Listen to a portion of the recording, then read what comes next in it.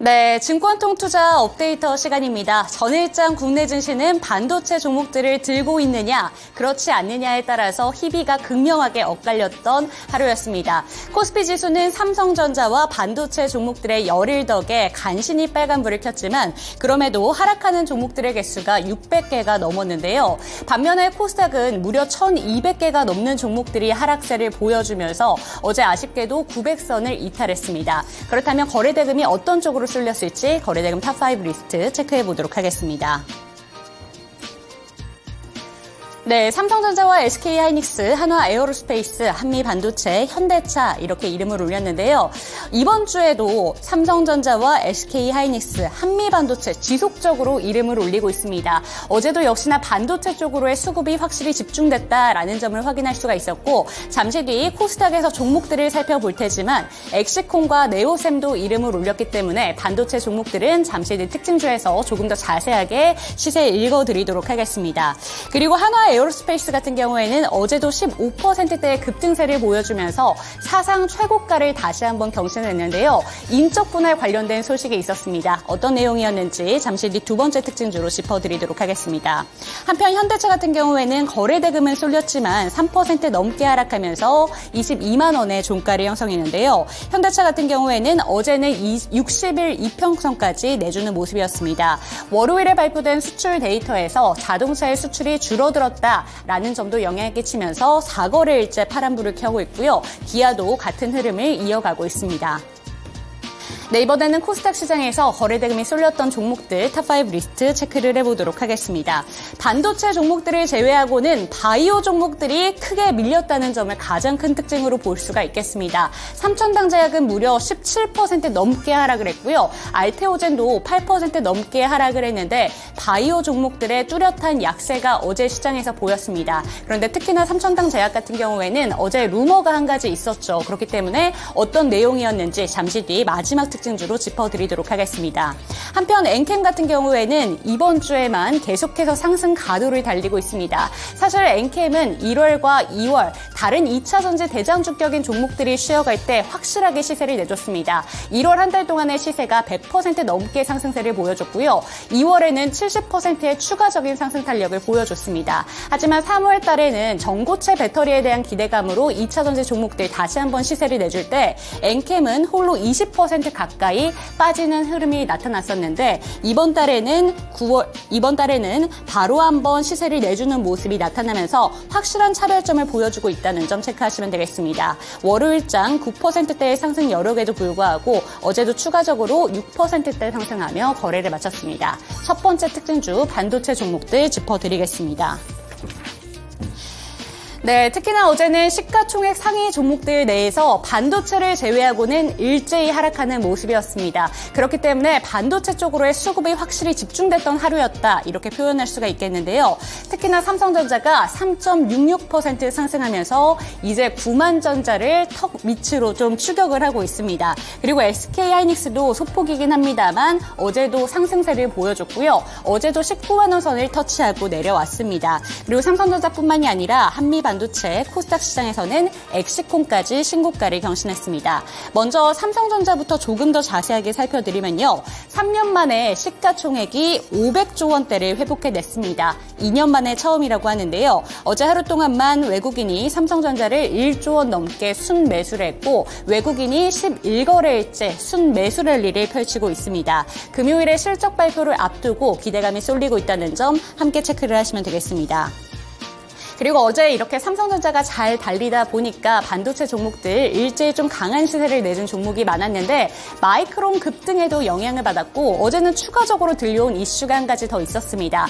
기업용 낸드인 SSD의 가격 인상이 반도체 종목들로 확실하게 시세를 더해주는 모습이었는데요. 대표적인 종목이 바로 엑시콘과 네오셈이었습니다. 엑시콘 같은 경우에는 국내 SSD 테스트 시장에서 점유율 1위 기업이다라는 소식에 좀 부각을 받으면서 21%대까지의 급등세를 보여주며 어제 신고가를 써냈고요. 네오셈 같은 경우에는 SSD 검사 분야에서 독보적인 기술력을 바탕으로 글로벌 SSD 검사 장비에 모두 다 납품을 하고 있다고 합니다. 그렇기 때문에 네오셈 같은 경우에도 8%대 강세로 거래를 마쳤습니다. 이 SSD 관련된 종목들은 잠시 뒤 시간의 특징주에서도 그 연속성을 가져가는 모습이었는데 잠시 뒤에 살펴드리도록 하겠습니다. 두 번째 특징주로는 한화 에어로스페이스 살펴보도록 하겠습니다. 네, 올해 들어서 한화 에어로스페이스 줄곧 상승 가도를 달리고 있는데요. 어제도 15% 넘게 급등세를 보여주면서 사상 최고가를 다시 한번 써냈습니다. 어제는 인적 분할을 검토하고 있다는 소식에 투심이 몰렸는데 사업 분야를 우주 방산과 비방산 분야로 나눠서 이제 주력 사업에 조금 더 집중하겠다라는 뜻을 밝혔습니다. 그리고 비방산 부분에 있어서도 앞으로 기회가 생길 수도 있다라는 점을 보면서 투심이 집중이 됐는데요. 그런데 한화 에어로스페이스 는 인적 분할을 검토하고 있는 것은 사실이지만 확정된 바는 없다라는 소식을 전했다는 점 함께 체크를 하시면 되겠습니다. 앞으로도 주가의 흐름 체크를 해보시면 좋을 것 같습니다. 네, 마지막 종목으로는 바이오 종목들 체크를 해보도록 하겠습니다. 삼천당 제약이 17% 넘게 급락을 했습니다. 장 초반부터 11%가량 빠지면서 좀 출발을 했었는데 루머가 한 가지가 있었습니다. 아일리아 바이오 시밀러에 대해서 미국에서 특허 침해 소송을 받았다라는 소송에 영향을 받았는데 그 루머가 절대 사실이 아니다라고 밝혔음에도 삼천당 제약은 17% 넘게 급락하면서 좀 마감을 보여줬고요. 시간의 거래에서도 추가적으로 하락하는 모습을 보여줬습니다. 그리고 어제 같은 경우에는 아무래도 반도체 쪽으로의 수급이 집중이 되다 보니까 바이오 종목들 특히나 성장 섹터에서 차익 실현 매물이 강하게 빠져나오면서 삼천당 제약뿐만이 아니라 알테오젠까지 급락세를 펼쳤다는 점 함께 체크를 하시면 되겠습니다. 이번에는 시간의 거래에서 주목받은 종목들 함께 체크해 보도록 하겠습니다. 먼저 상승한 종목들 살펴보시죠. 네, 시간의 거래에서 상승한 종목들 살펴보시면 신화콘텍과 세화 PNC, PC디렉트, 모니터랩, 데이터솔루션 순으로 이름을 올렸는데요. 새로운 이슈가 전해진 종목들은 없었습니다. 대부분 정규장의 강세 모멘텀을 그대로 이어받는 종목들이 많았는데요. 가장 상단에 위치하고 있는 신화콘텍 같은 경우에는 10% 상한가를 꽉 채워냈는데 이 종목은 SSD 낸드 관련된 종목으로 어제 본장에서도 10%대의 상승세를 보여줬습니다. 잠시 뒤에 관련된 종목들의 흐름을 조금 더 자세하게 짚어드리도록 하겠습니다. 그리고 세화 PNC 같은 경우에도 10%대 상한가로 거래를 마쳤는데요. 이 종목은 자사의 뷰티 브랜드인 모레모가 중동 시장에서 판매 흥행을 기록하면서 2023년 수출액 대비 무려 700% 넘게 17년 대비 증가했다라는 소식을 전했습니다. 이 소식에 상한가로 거래를 마쳤습니다. 그리고 PC디렉트 같은 경우에는 인텔 관련된 종목으로 주목을 받았는데요. 인텔의 수주 잔고가 삼성을 넘어섰다라는 소식이 들려왔습니다. 파운드리 시장에서 인텔의 입지가 높아지고 있다라는 소식에 관련된 종목으로 부각을 받았는데 지난 2004년에 인텔과 CPU 계약을 체결한 적이 있기 때문에 관련된 종목으로 시장에서 주목을 받았다는 점 체크하시면 되겠습니다. 그리고 마지막으로는 어제 제가 이 시간에도 전해드렸던 AI 보안 관련된 종목인 모니터랩과 데이터 솔루션인데요. 이 두 종목 같은 경우에는 어제 시간의 거래에서 상한가로 거래를 마친 뒤에 본장에서 그 연속성을 보여줬습니다. 하지만 장초반의 강한 탄력에도 불구하고 막판에는 대다수의 그 윗꼬리를 달면서 거래를 마쳤고요. 데이터 솔루션 같은 경우에는 보합권으로 거래를 마쳤고 모니터랩은 3%대 상승에 불과한 모습을 보여줬습니다. 그렇기 때문에 조금 아쉬움이 있었는데 시간의 거래에서는 재차 상승세를 보여줬다는 점 체크하시면 되겠습니다. 이번에는 시간의 거래에서 하락한 종목들 체크해 보도록 하겠습니다. 네, 가장 상단에는 유라테크, 피로틱스, 그리고 삼천당제약, 중앙에너비스, 경창산업 순으로 이름을 올렸는데요. 모든 종목들이 2에서 3%대 약세 마감을 보여줬습니다. 그런데 역시나 장마감 이후에 특별한 이슈를 들고 온 종목은 없었는데요. 다만 유라테크 같은 경우에는 세종시 이전 관련된 종목으로, 피로틱스는 유리기판 관련된 종목으로, 중앙에너비스는 어제 국제유가가 6개월 만에 최대치를 기록했다라는 소식과 함께 본장에서 모두 강세 마감을 보여줬습니다. 보여줬던 종목이었습니다. 하지만 시간의 거래에서는 차익 실현 매물이 강하게 빠져나왔고요. 3천당 제약은 루머에 다시 한번 영향을 받았다는 점 체크를 하시면 되겠습니다. 끝으로 경창산업 같은 경우에는 샤오미 전기차 관련된 종목으로 부각을 받고 있는 종목인데요. 최근에 상승 랠리를 보여줬었는데 어제 장마감 이후에 샤오미 전기차 관련된 종목들이 좀 일제히 급락하는 흐름을 보여줬습니다. 그 이유가 사고 관련된 영상이 계속해서 좀 보도가 됐기 때문에 영향을 받으면서 경창산업도 2.68% 하락했다는 점 체크하시면 되겠습니다. 특징주 짚어드리도록 하겠습니다. 네, SSD 낸드 관련된 종목으로 신화콘텍이 지금 10%대 상한가를 꽉 채워냈는데요. 본장에서도 10% 넘는 급등세를 보여줬습니다. AI 수요 폭증으로 인해서 기업용 SSD 낸드 가격이 삼성이 인상할 예정인데 기존의 인상치보다 조금 더 올려 잡았다고 합니다. 2분기에 이 집에서 25%가량의 가격을 인상할 것이다 라는 소식이 들려오면서 조금 전 수급 특징주에서도 관련된 종목으로 엑시콘과 네오셈이 자리를 잡았었는데요. 파두라는 종목도 어제 급등세를 보여줬었고 신화콘텍도 관련된 종목으로 분류가 됐습니다. 하지만 모든 종목들이 시간의 거래에서 시세를 강력하게 내준 건 아니었고요. 신화콘텍은 10% 상한가를 보여줬지만 네오셈은 1%대 정도의 상승에 머물렀고 엑시콘과 파두 같은 경우에는 오히려 시간의 거래에서 하락했다는 점 함께 체크를 하시면 되겠습니다. 이렇게 시간의 특징주까지 짚어봤습니다. 이번에는 미국장 특징주 함께 살펴보시죠.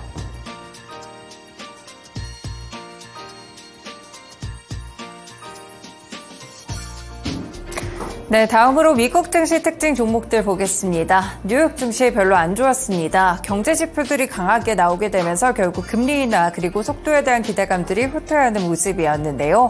여기에 2차 전지에 대한 악재까지 더해지면서 전반적으로 조정이 좀 깊었던 뉴욕 증시였고요.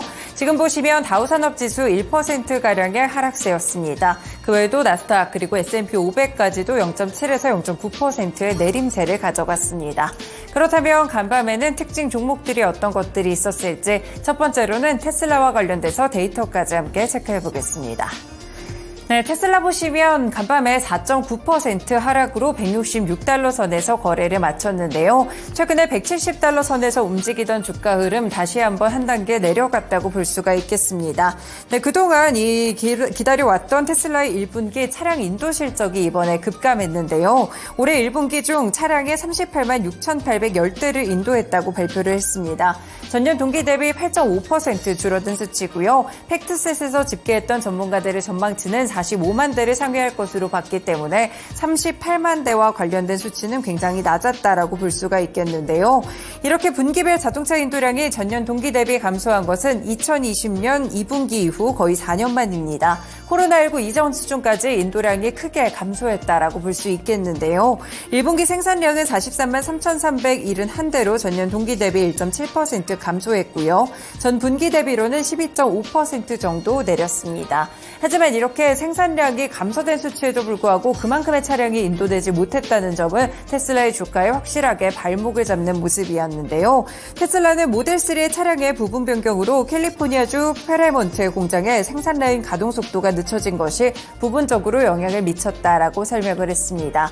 그리고 이와 더불어 예멘 후티 반군의 홍해 공격으로 인해서 우회 항로를 택하게 됐었고 이 독일에서는 화재가 나게 되며 공장이 일시적으로 가동 중단에 들어갔다는 점이 좋지 않았다라고 밝혔는데요.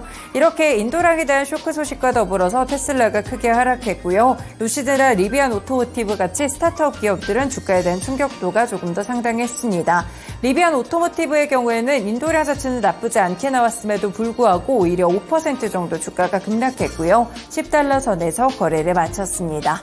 이렇게 전기차 종목들 뉴욕 증시에서 안 좋았기 때문에 국내에서도 2차 전지 종목들 함께 연결해 볼 수가 있겠는데요. 삼성 SDI, LG 에너지 솔루션, TCC 스틸, LNF 같은 종목들 함께 나열되어 있습니다. 2차 전지 종목들 어제는 전반적으로 조정을 받는 흐름 속이었는데요. 주가, 셀 업체들 그리고 소재 업체들까지 좋지 않은 흐름들이 이어갔었는데 테슬라의 쇼크 과연 국내 증시에서는 어떻게 반영될지 살펴보실 필요가 있겠습니다. 네, 두 번째 종목으로 가보겠습니다. 네, 두 번째 종목 보시면요. 제너럴 일렉트릭이라는 회사는 잘 아실 텐데요. 이번에 세 개 회사로 분할이 됐습니다. GE는 항공산업회사인 GE 에어로스페이스와 에너지 산업체인 GE 베르노바 이렇게 세 가지로 분리하는 작업을 이번에 거쳤다고 하는데요. GE 베르노바는 뉴욕 증권거래소에서 어제부터 거래를 시작했고요. 그리고 제너럴 일렉트릭의 경우에도 함께 나왔다는 점 체크를 해볼 수가 있을 것 같습니다. 현재 GE 에어로스페이스는 계속해서 GE로 운영이 된다는 점 체크해볼 수 있겠고요. 이 새로 분사가 된 GE 베르노바는 티커 자체가 GEV라는 점까지 함께 확인해 보시면 되겠습니다. 네, 이렇게 이 종목들에 대해서 월가에 대한 평가는 나쁘지 않습니다.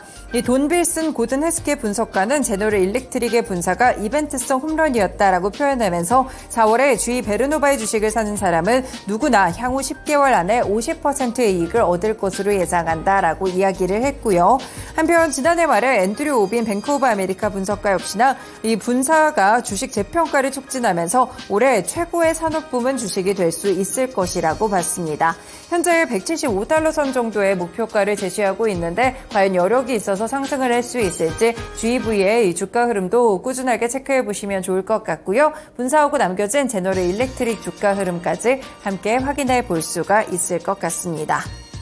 네, 그러면 국내 종목으로 넘어와서요. 국내에서 물론 풍력 관련 종목들 체크해 볼 수도 있겠지만 최근에 이 인적 분할과 관련된 이슈가 있는 종목 한화 에어로스페이스로 함께 동반해서 체크를 해보겠습니다.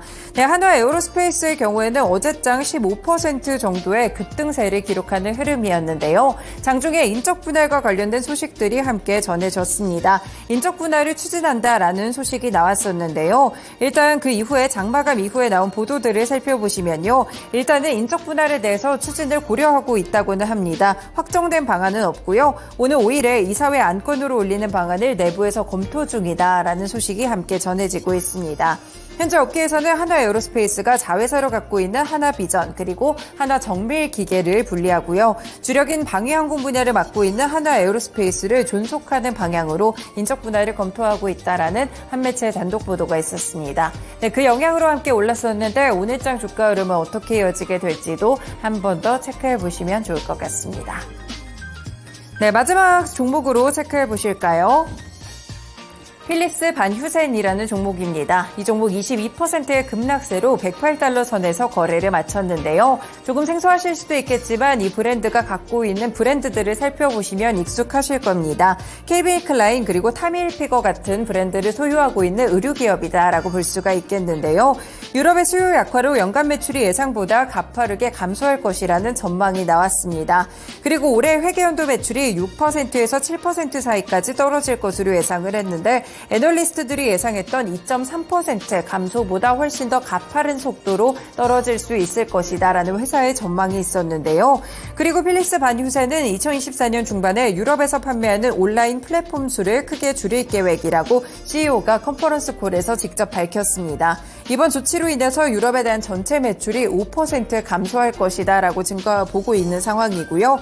연간 주당 순이익은 10.75달러에서 11달러 사이가 될 것으로 예상을 했었는데 애널리스트들의 예상치는 11.89달러를 받기 때문에 컨센서스에 부합하지 못하는 가이던스를 제시하기도 했습니다.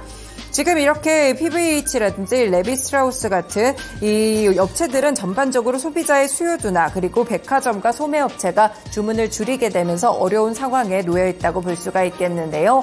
이렇게 소비도나와 관련된 종목들 의류기업으로도 실적 타격을 주고 있습니다. 국내에서도 의류기업들 함께 체크해 보시죠. 네, 국내 의류기업들입니다. 휠라홀딩스, 한섬, F&F, 신세계 인터내셔널 같은 종목들이 있는데요. 주가는 좀 제각각의 흐름들이 기록하고 있는 가운데 최근에 중국 소비재 관련해서 반등이 좀 일어나는 모습들도 있었습니다. 의류주들 이 경기에도 민감하기 때문에 관련 종목들까지 함께 체크해 보시면 좋을 것 같습니다. 이렇게 미국 증시 특징 종목들 국내 증시까지 함께 연결해 드렸습니다. 지금까지 증권통투자 업데이트였습니다.